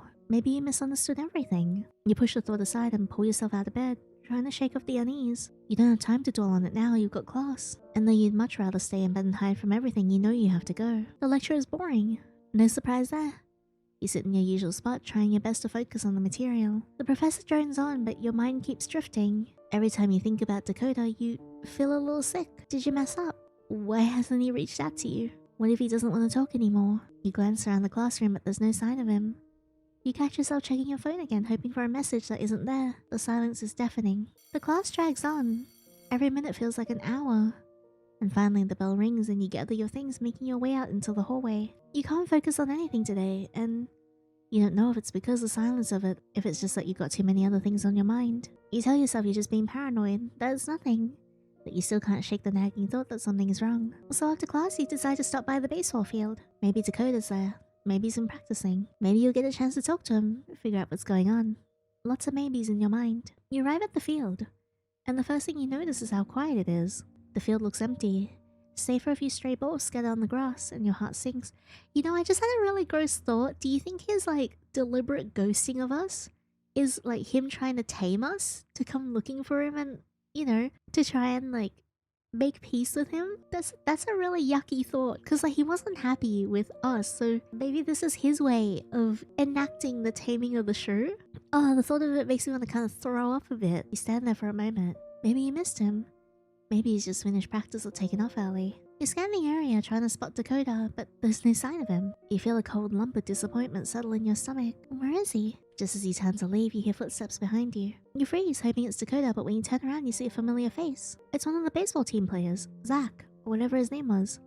He's a little taller than Dakota with messy brown hair and a laid-back vibe. You've seen him around, but you never really talked to him before. He waves at you, the slight smile on his face a little too wide, like he's trying to be friendly but doesn't quite know how to act. Hey, you've been hanging around Dakota, right? You nod, your chest tightening a little at the mention of his name. Yeah, we've hung out a couple of times. Is he here? I was hoping to catch him here. Zach's face drops slightly, then he looks away for a moment, as though trying to figure out how to respond. There's a brief moment of awkward silence between you two. He sighs, his shoulders slumping as the weight of something unspoken is finally getting to him. Oh, I don't think Dakota's been around. We haven't seen him much, actually. Is everything okay? You blink, surprised by his tone. You're not sure if he's asking out of genuine concern or just curiosity, but it makes you uncomfortable either way. You feel a knot in your stomach tighten. I don't know, he's been kind of quiet lately. I haven't heard from him in a few days, actually. Yeah, we noticed that. He hasn't been showing up to practice much either. We all thought you two were, together, you know? The words hit you like a punch to the gut. You try to ignore the heat rising in your cheeks as you take a moment to process what he said. Did Zach just imply that you and Dakota were a thing? That's what everyone else thought? Your mind races and you feel an uncomfortable flutter in your chest. You weren't sure what to make of your connection with Dakota, but hearing it so matter-of-factly like this makes everything feel even more confusing. Oh, well, we've definitely hung out. Yeah, something seems to click in Zach's mind and he nervously scratches his head. Oh, I see. Sorry, I didn't mean to, make things weird. It's just that, well, Dakota talks about you sometime, and I thought maybe you knew where he went. He hasn't been showing up, and we're all kind of worried. We figured you two were close. You feel your face flush at the implication. Not yet. The dude hasn't even reached first base, much less hit a home run. The idea that Dakota had been talking about you behind your back, that he mentioned you to his teammates, somehow it feels more personal than anything that's happened to you so far. You're not sure what to say. Unsure of how to explain what's going on when you don't even understand it yourself. I don't know. I wish I did. I've been trying to reach out to him, but he's been quiet. I haven't heard from him at all. Zach sighs again, clearly frustrated, but he tries to keep it together. He scratches the back of his neck, looking down at the ground for a moment before meeting your eyes. Yeah, well, we're all kind of worried. I'm sorry. He's been acting different lately. Like he's been more distant, and I guess it's messing with everyone a little. You nod, the weight of his words sitting heavily in your chest. It's not just you then. Something's off with Dakota. And it's not just because of what happened between you two, there's something else going on. Anyway, sorry to bother you. I know this probably isn't helping much, but I just thought you might know. He pauses before giving a small shrug. I hope everything's okay though. I didn't mean to make it awkward. No, it's okay. I appreciate you telling me. Zach nods, looking a little relieved that the conversation seems to be coming to an end. He turns to head back towards the practice field. Take care, right? Hopefully things get better. You watch him go, your thoughts still swirling with confusion and uncertainty. The conversation doesn't provide any answers, only more questions. Why hasn't Dakota been around? What's going on with him? You linger at the edge of the field for a moment longer, your heart heavy with worry. Dakota's acting distant, and his teammates are concerned. The more you think about it, the more unsettled you feel. What's going on with him? You wish you could figure it out, but every answer you get only raises more questions. You turn away from the field, your footsteps echoing in the silence as you make your way down the familiar path towards the gate. You pull out your phone, tapping on Dakota's name, your thumb hovering over the keyboard for a moment. You hesitate, wondering if you should text him again. What do you say? Hey, where have you been? Seems a bit too direct. Are you okay? Feels too personal. In the end, you settle for something simple. You don't want to come across as too needy, but you want to reach out to him and check in. Hey, it's been a while. I hope you're doing alright. You hit send, but almost immediately, doubt creeps in. What if he doesn't reply again? Or if you're just annoying him? You sent him 4 messages now since he vanished. Your stomach churns at the thought and you tuck your phone back into your pocket. You try and tell yourself you're overthinking it, but the pit in your stomach refuses to settle. You decide to walk it off. It's not a long walk to your apartment from here, and maybe the fresh air will help clear your head. As you step onto the sidewalk, you absent-mindedly take a wrong turn. You don't notice it at first, too preoccupied with your phone and your thoughts, but as you keep walking, the surroundings start to look unfamiliar. The buildings are older, run down, and the usual city buzz fades into the background. The shadows stretch longer as you walk deeper into the alley, a place that feels far removed from the busy streets you've walked through 1,000 times before. You stop for a moment, looking around, suddenly aware of how out of place you feel. You should turn back. Something isn't right. Just as you decide to turn around, a faint sound catches your attention, a chime like a notification from a phone. Almost imperceptible at first, but it makes you pause. It's coming from further down the alley, a little farther than where you're standing. Oh boy! Here we go! You walk a few more steps, the air growing heavier, the silence more oppressive, and then as you round the corner, your heart skips a beat. There in the dim light, you see a figure. It's Dakota. You think I wouldn't find that freaking email? Are you murdering? He's standing over someone, his back to you. There's something so wrong about the scene that your breath catches in your throat. You can't quite make out who he's standing over, but you can hear the sound of something hard hitting flesh, a dull, sickening thud. A gasp escapes your lips. But before you can stop it, Dakota stiffens, turning sharply towards you. his face twisted in something dark, something you've never seen before. It takes you a second to process what's happening, but when you finally do, the words leave your mouth before you can stop them. What are you doing? Dakota stands still for a moment, his body tensing. His eyes flicker to the man lying on the ground, and only then do you see who it is. It's Dylan. The same Dylan from the email. And now he's crumpled on the ground, his face bloody, body barely moving. Dakota stands over him holding a baseball bat, his chest heaving with each breath, his expression is cold and calculating. Slowly his gaze shifts towards you, and for the first time, he seems to realize you're standing there and watching. There's a flicker of recognition in his eyes, but it's fleeting. His expression hardens again and he straightens up, lowering the bat to the side and holding his hands up as if to say he wouldn't dare hurt you. Yinny, it wasn't good enough for you. I don't want him anywhere near you. He's been watching you getting too close. He sent me one email, my dude. You don't need him. You've always been mine. The words hit you like a punch to the gut. It's like everything you thought you knew about him is unraveling before your eyes. This isn't the person you've been spending time with. The one who's been so charming, so smooth. No, this is something else entirely. This is something darker. You want to scream, to run, but your feet feel rooted to the spot. You try to speak, but the words catch in your throat. What is this, Dakota? Why are you doing this? He doesn't respond right away. He takes a few steps closer to you, his eyes locked on yours. There's no remorse in his gaze, no apology. Just a strange intensity that you can't understand. He looks different, like a dog that's only upset because it got scolded. Well, at least he's pretty from this angle, even though he did just do a fair bit of murdering. God damn it, Yiddy. Because I want you. You don't need anyone else.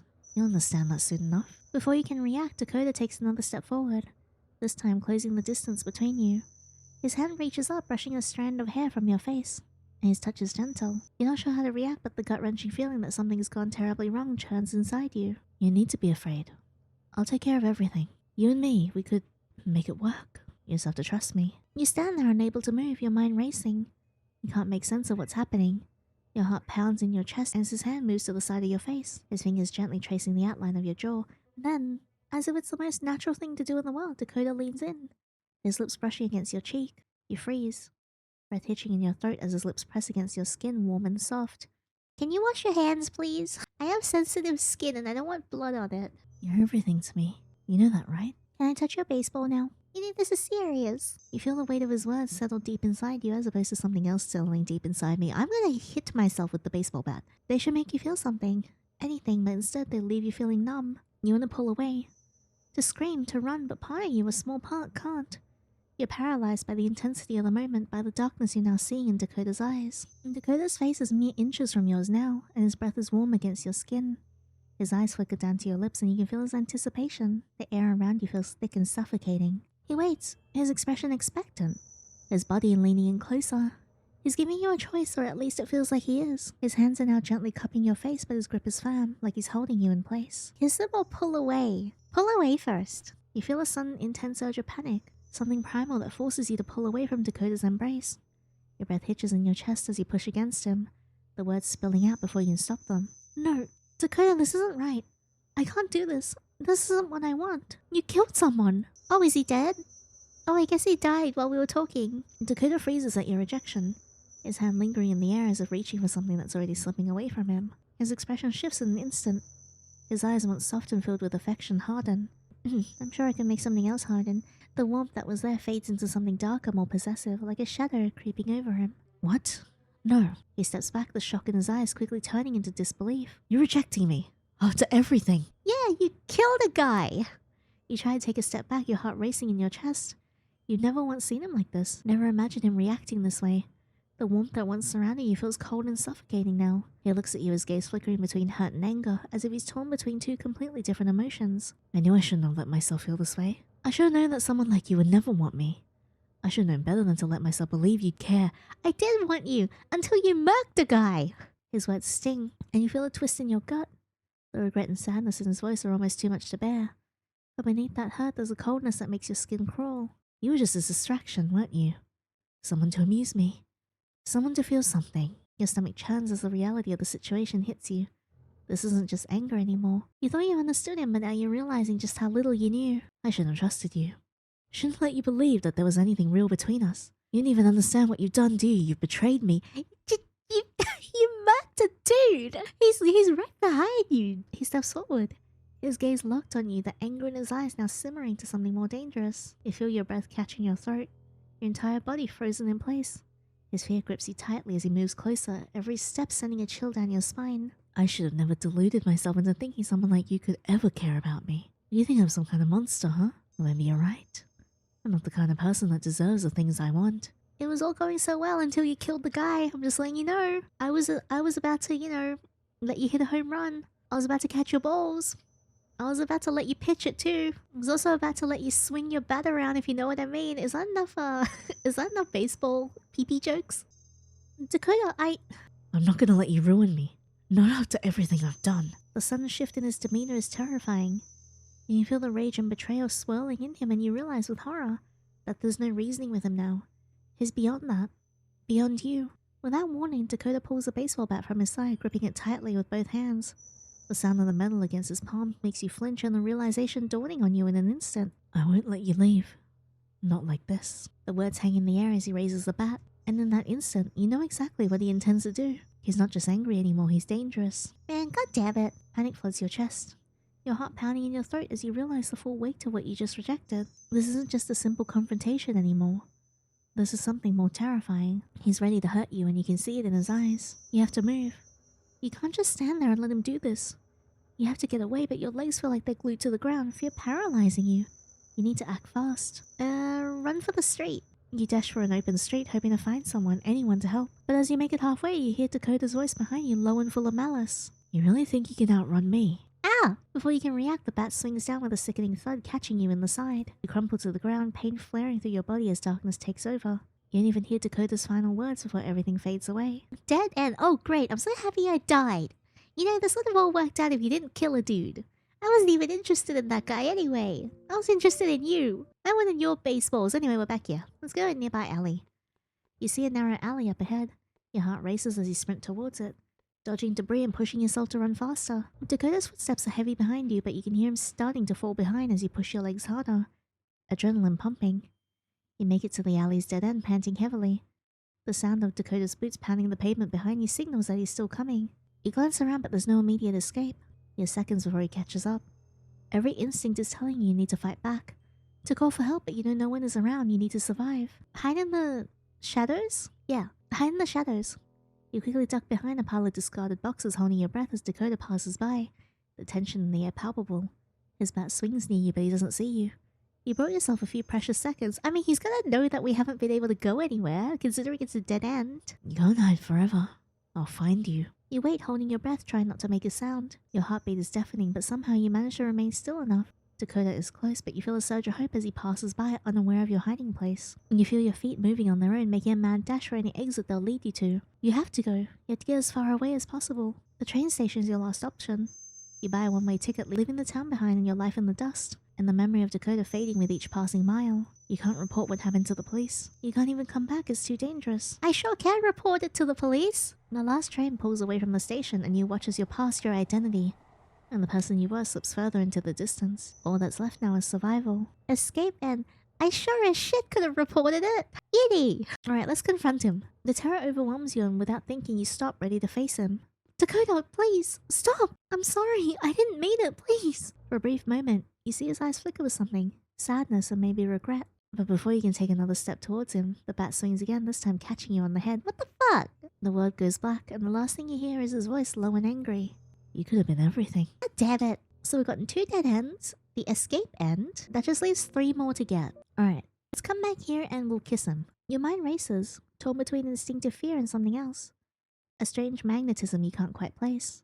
But you look into Dakota's eyes, searching for answers, explanations, and anything, but all you see is the intensity of his gaze. It's unsettling, it's confusing, but it pulls you in. God damn it, Yinny. But before you realize it, your body responds without your permission. Your eyes flutter closed as you lean into him, your lips meeting Dakota's in a hesitant, trembling kiss. Immediately, warmth floods your body, and your pulse quickens as he kisses you back, his hand tightening gently against your cheek, drawing you even closer. Dakota deepens the kiss, his lips moving slowly but passionately against yours, every moment careful as though he's afraid to break you. His other hand moves to your waist, pulling you against him. You feel your heart flutter at the gentle pressure of his fingertips against your skin. Your pulse drumming loudly in your ears as your body relaxes into him. The initial hesitation fades, replaced by an overwhelming wave of heat and longing. The rational voice inside you screams to pull away, but you don't. You give in completely. Dakota pulls back just slightly, his breath ghosting against your lips as his forehead touches yours. breathing is shaky, his voice barely more than a whisper as he speaks. You have no idea how beautiful you are, do you? So gorgeous. You open your eyes slowly, meeting his intense gaze. Dakota's eyes are full of adoration, a strange vulnerability there that you'd never seen before. It makes your chest ache even as your pulse continues to race from the lingering warmth of the kiss. Man, Yinny, I can't believe you. Dakota, he smiles gently, his thumb brushing tenderly across your cheek, his eyes memorizing every detail of your face. No one compares to you. No one ever could, do you understand that? Everything I've done is for you, all of it. A shiver runs down your spine. The words send a conflicting mix of fear and warmth through your veins. You know exactly what he means and what he's done. But somehow you find yourself unable to pull away. The way he's looking at you with such raw admiration, with such absolute devotion, it makes it impossible to deny him. He kisses you again, softer this time, slow and lingering like he's worshipping you. His lips move with painstaking tenderness, savoring every moment, every second of contact, making you feel like the center of his universe. His hand moves from your cheek to cup your jaw, tilting your head back gently as he trails soft lingering kisses down your jawline. You're finally mine. Playing hard to get, huh?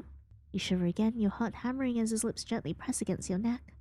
Your eyes flutter close once more and your breathing grows unsteady as his kisses deepen, becoming more insistent and more passionate. You feel his hand slide lower to your waist, pulling you even closer as he whispers sweet praises into your skin. You're perfect, you know that? Every part of you is perfect.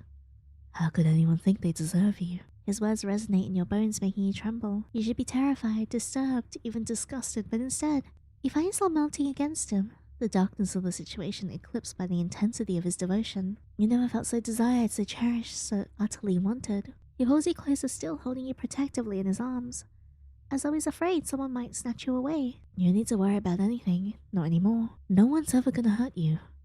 No one's ever going to take you from me. He leans back slightly, his fingers gently brushing your hair back from your face. His gaze drinking in every detail, his thumb stroking softly over your lower lip, his eyes dark with longing and a surprisingly soft reverence. And you're mine and I'm yours. That's how it's supposed to be. You swallow hard. Yeah, I'll swallow him hard, alright. Your heart pounding in your chest as you nod slowly, almost instinctively. You don't know how it came to this, how you've ended up in his arms, in this dark alley with so much unsaid between you, but none of it matters. Finally, after what feels like a lifetime, Dakota steps back slightly, his grip loosening. You suddenly become aware again of your surroundings. He seems to sense your shift in mood, his expression softening as he gently takes your hand. Let's get you home, okay? You shouldn't be out here right now. You nod silently, allowing him to guide you out of the alleyway and back into the familiar street. You walk side by side, fingers entwined with yours, neither of you speaking as the city slowly returns to you. As you reach your apartment building, Dakota stops at the entrance, turning to face you. I'd love to stay with you. You have no idea how much, but his eyes darken slightly and he sighs softly. I have to go back. I had to clean up my mess. The reality of what he means hits you, sending a chill down your spine. You swallow hard, forcing yourself to meet his gaze. Dakota, will you be alright? He smiles faintly, brushing a gentle thumb over your knuckles. Don't worry about me, I'll be fine. Just promise me that you'll rest. I'll handle everything else. You nod slowly, your heart heavy but strangely trusting. He leans forward again, pressing a tender kiss to your forehead, and he lingers there for a moment, inhaling deeply as though memorizing your presence. Sleep well. I'll see you soon. I promise. He releases your hand slowly, stepping back into the darkness. You watch him disappear around the corner, the warmth of his touch still lingering on your skin. It takes a moment before you find the strength to move, and finally, you make your way inside. Every step feels heavier than the last, your mind replaying every moment with him. His kisses, his words, his promises, they swell in your thoughts, overwhelming and intoxicating. Inside your apartment, you lock the door. You slowly make your way to the bedroom, exhaustion suddenly overtaking you. You lie down in bed, pulling the covers around yourself tightly. Sleep comes slowly, your mind drifting between vivid dreams and unsettling flashes of memory. Dakota's voice whispers promises, his lips brushing against yours, and the image of Dylan's body haunting your dreams. Yet even in the midst of your confusion, you feel strangely safe. The morning felt stiff in the way that mornings always do after something heavy. No matter what, one fact had carved itself into the day. A teammate of his had disappeared and the campus had begun to hum about it. By the time you arrived in class, there was already a thickness in the air. A mix of whispers and awkward silence. People didn't know what to say out loud. They never do when someone just vanishes. You had your project tucked neatly into your bag. The paper edge was worn soft from your constant checking to make sure it was still there. The essay too was printed out and stapled in the corner. Every line reread so many times that you could recite chunks of it from memory. It didn't really matter if the work was good or bad at this point. You were just ready to let it go. The classroom door squeaked, the same way it did when you pulled it open. A couple of your classmates already sat scattered across the room, some hunched over phones, some whispering in tight little knots. The professor was already organizing a stack of papers on his desk. His tweed jacket looked a little older than usual, like he hadn't bothered to brush it clean that morning. His hair stuck out slightly at the sides, I get the air of someone who either overslept or just hadn't slept much at all. So basically the typical professor screwed by the curriculum look. Alright, those are your projects or essays to turn in. Go ahead and place them here. He tapped the corner of his desk with one knuckle. He stood, carefully pulling your essay from your bag. Crossing the room, he set it on the pile. The professor glanced at you briefly, giving a small nod, then lowered his glasses further down his nose to check your title page. Good, he murmured, setting it aside more gently than he had the others. I'll be reviewing everything over the next few days. Once I've evaluated yours, you get an email notification. I don't anticipate it taking too long. He gave him a polite nod. Thank you. Class itself was uneventful. Notes filled the board and the sound of pens scratching or keyboards clacking followed. Still that background hum lingered. Some students couldn't resist the occasional whisper about the missing boy. Though most were cautious about how loud they spoke, the professor either didn't notice or chose not to address it. By the time the class ended, everyone seemed eager to shuffle out. The professor's voice barely rose over the sound of chairs scraping and bags unzipping. Again, I'll notify you through email once grades are finalized. You slip your things back into your bag and stood up, letting the crowd carry you towards the door. The hallway outside was bright with the late morning sun bleeding through tall windows, the air filled with the chatter of students pouring out from various classrooms. And that's when you bumped into someone.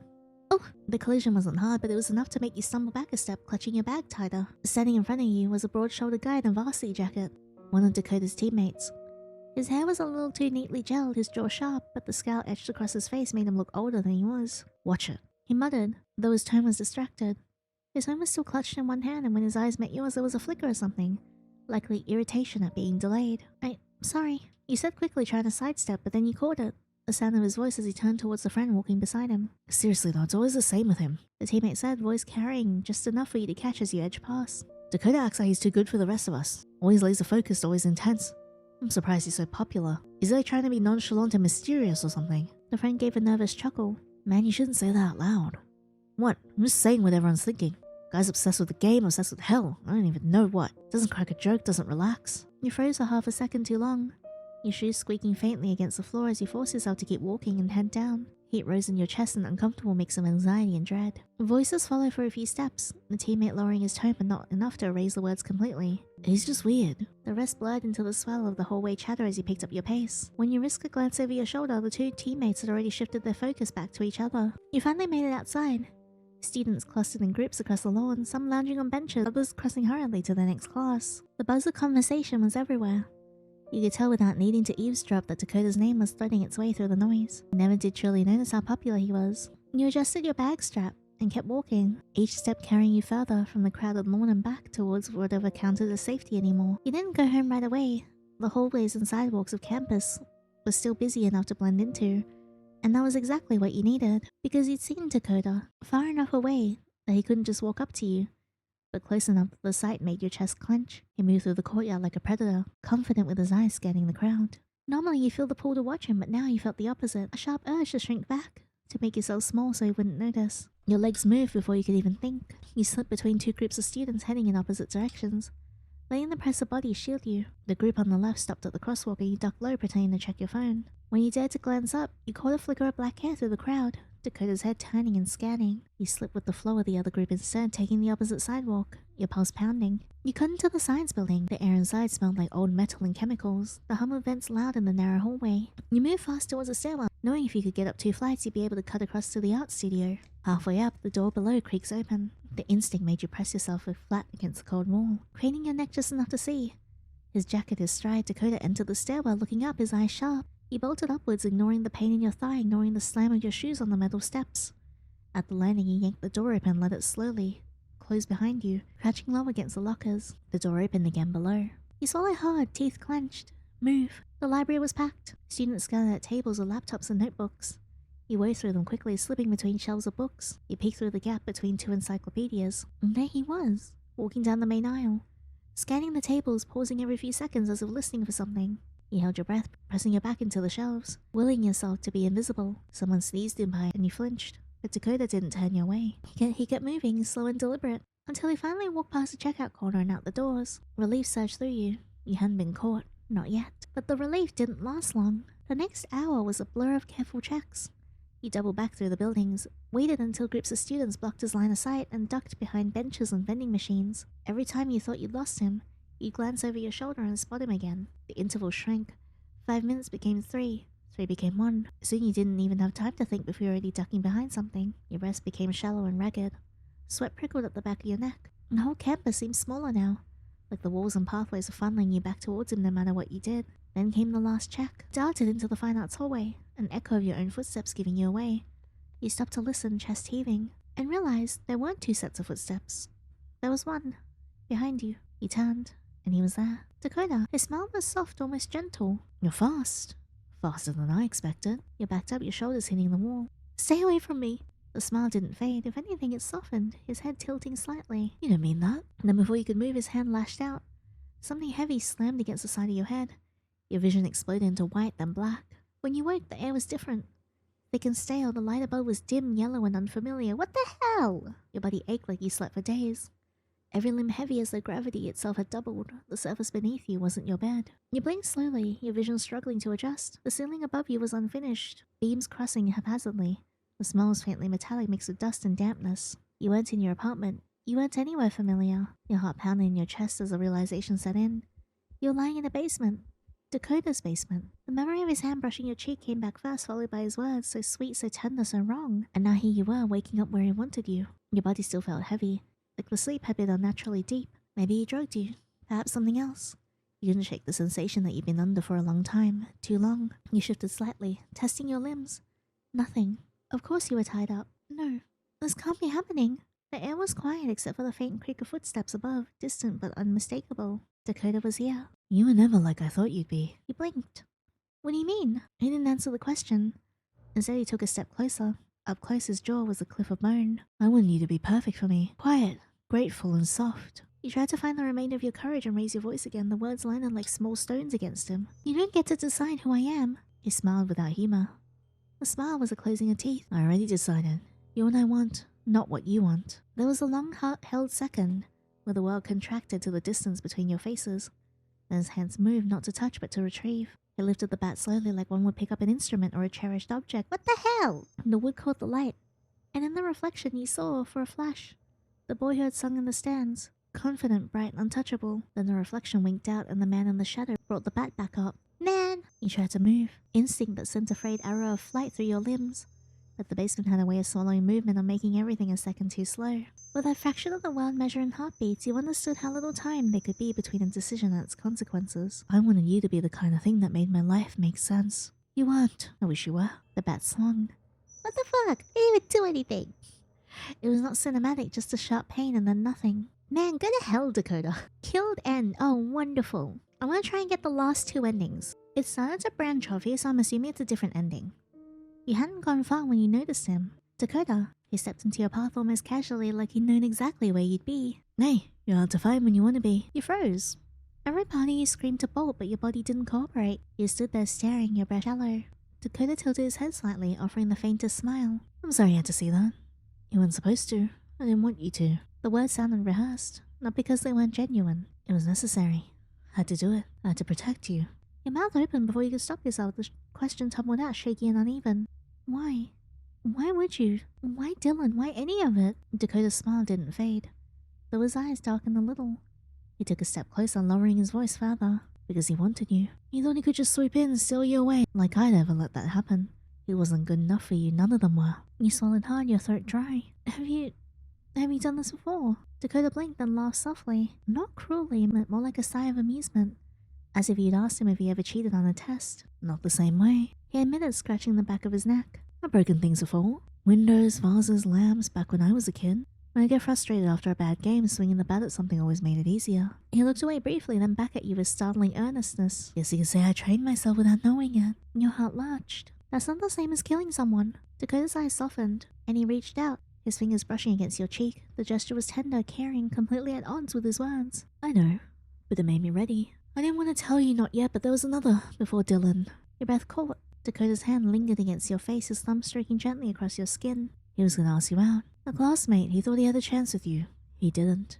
Your stomach turned to ice. Who? Dakota just shook his head, his eyes warm. It doesn't matter, he was nothing. He didn't deserve you. I made sure he never got the chance to humiliate himself. He staggered back a step. But Dakota followed, his hand still brushing lightly against your cheek, holding you in place. His expression was heartbreakingly gentle, his eyes shining with affection even as his words coiled around you like a snake. Don't look at me like that, he whispered. You don't have to be afraid. Everything I've done, everything I will do, it's all for you.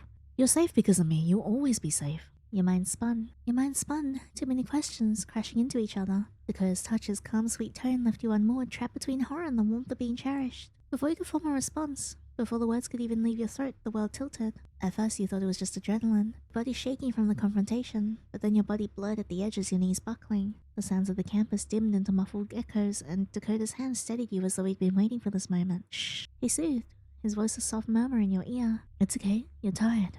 Just rest. Your eyelids felt heavy, impossibly so. You struggled to resist, but your body betrayed you, sinking into the darkness that pressed in from all sides. The last thing you felt was a tender stroke of Dakota's hand against your hair, his voice threading through the haze like a lullaby. I'll take care of you, I promise. When you woke, the air was different, thick and stale. The light above was dim, yellow, and unfamiliar. Your body ached like you slept for days, every limb heavy as though gravity itself had doubled.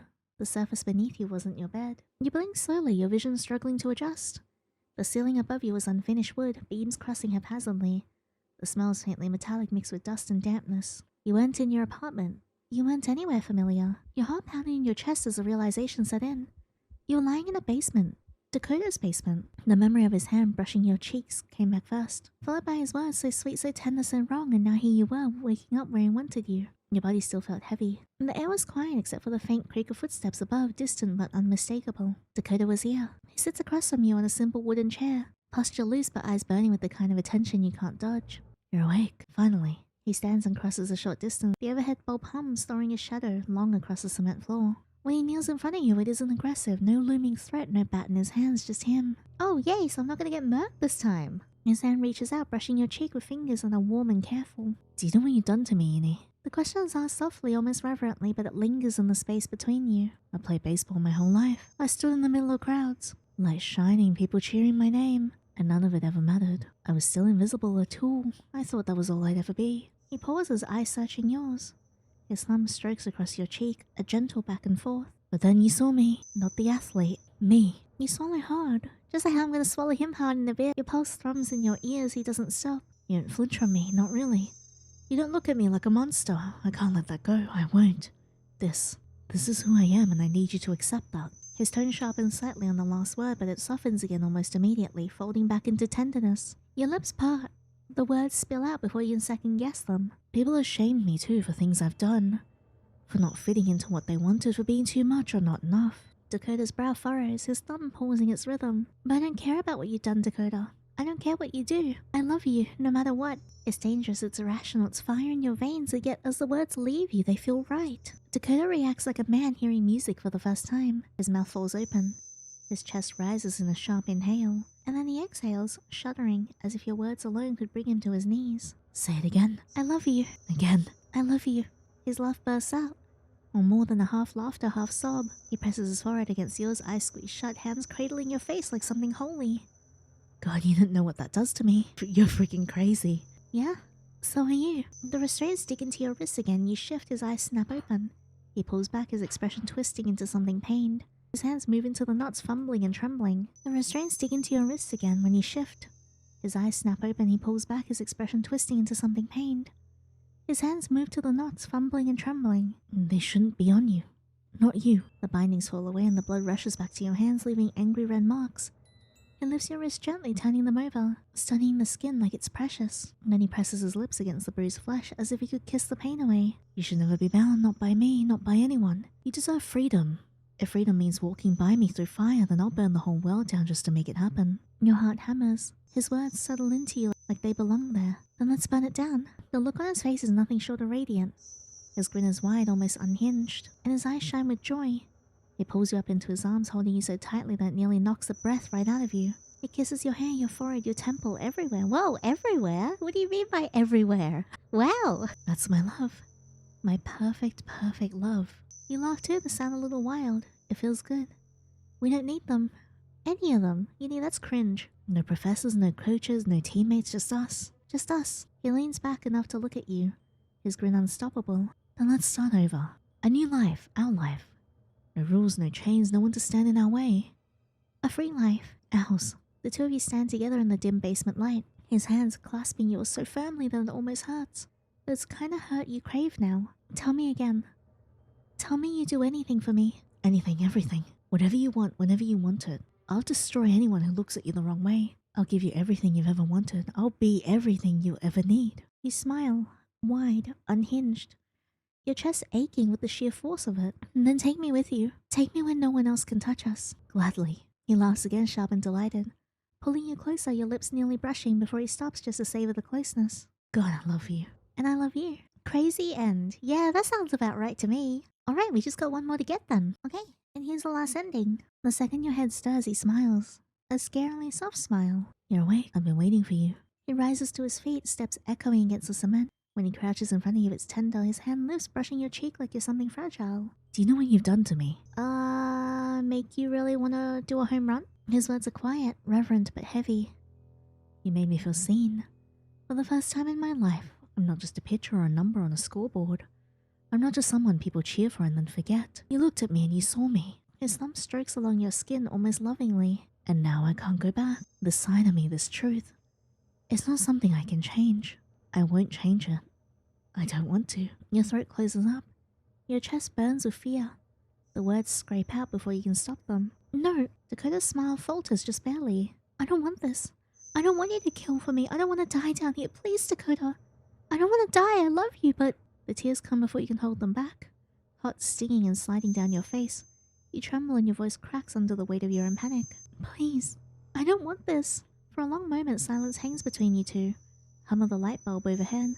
The echo of your own uneven breathing. Dakota watches. His eyes are unreadable, his expression carved from stone. And finally he exhales slowly and deeply. I see. He leans back slightly, his gaze softening with disappointment. I thought you might understand, but you're afraid. Yeah, of course I am. No shit.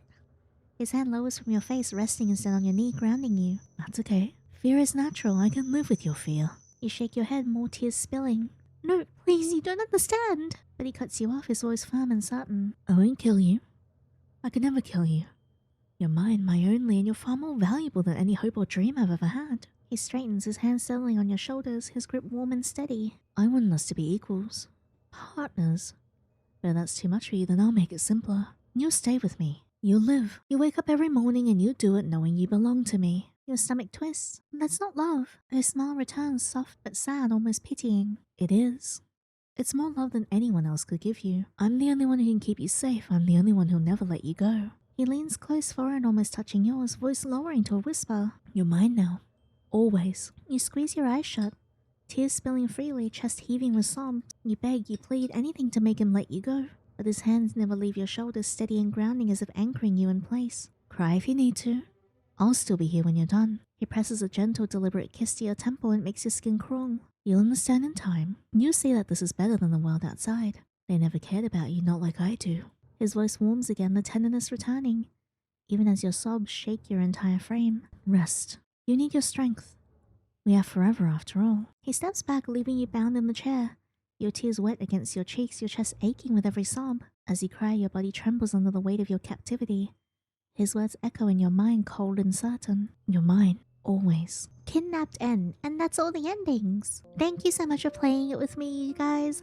I've been wanting to play this one for a while, but I wanted to wait for the full game to come out before I touched it, because the initial demo was about 600 words. So it was a little bit too short for me to cover in one video. So I'm glad I waited, because this was really nicely fleshed out. I think drawing the parallels with the Taming of the Shrew was a really creative thing that the devs did, and I really liked that parallel and how, like, you could see the little inklings that Dakota maybe wasn't quite right when he started agreeing too much with the rhetoric in the book. So it was really nice to see it ramp up from that into him revealing how he truly is. I feel like Dakota did do a bit of a 180 towards the end, like it ramped up very, very quickly. Whereas in the beginning, you could almost mistake him for someone really sweet and soft. And at times, he was so sweet to the point where I was like, maybe he's not going to be that bad.